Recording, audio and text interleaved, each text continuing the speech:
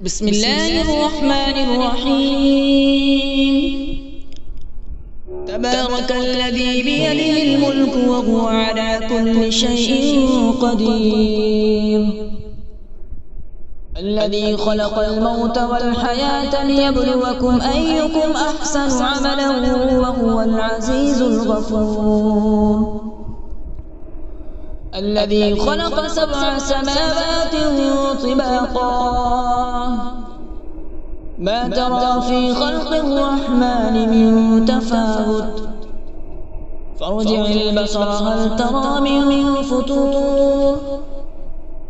ثم ارجع البصر كرتين ينقلب إليك البصر خاسئا وهو حسير،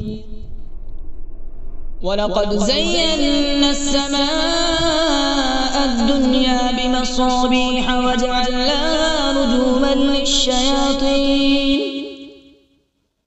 رجوما للشياطين وأعتدنا لهم عذاب السعير،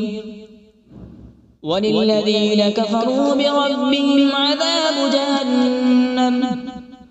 وبئس المصير، إذا ألقوا فيها سمعوا لها شهيقا وهي تفور تكاد تميز من الغيظ، كلما ألقي فيها فوج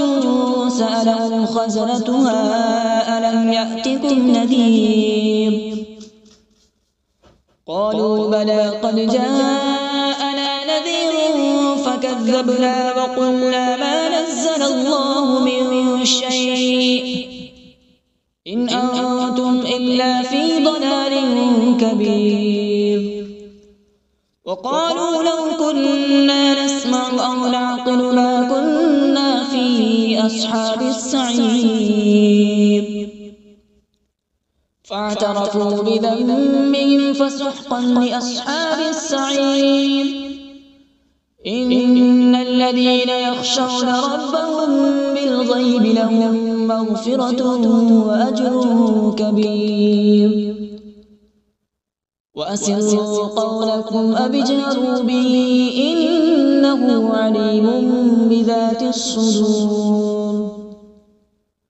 ألا يعلم من خلق وهو اللطيف الخبير، هو الذي جعل لكم الأرض ذلولا فامشوا في مناكبها وكلوا من رزقه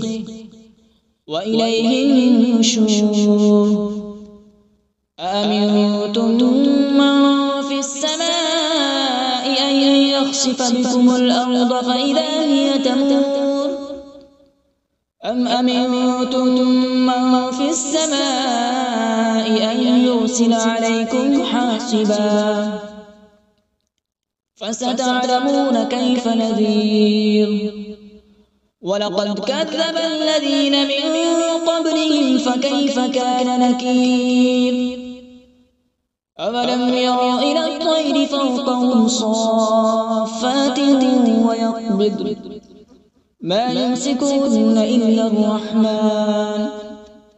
إنه بكل شيء بصير، أمن هذا الذي هو جند لكم ينصركم من دون الرحمن إن الكافرون إلا في غرور، أمن هذا الذي يرزقكم إن أمسك رزقه بل لجوا في عتو ونفور،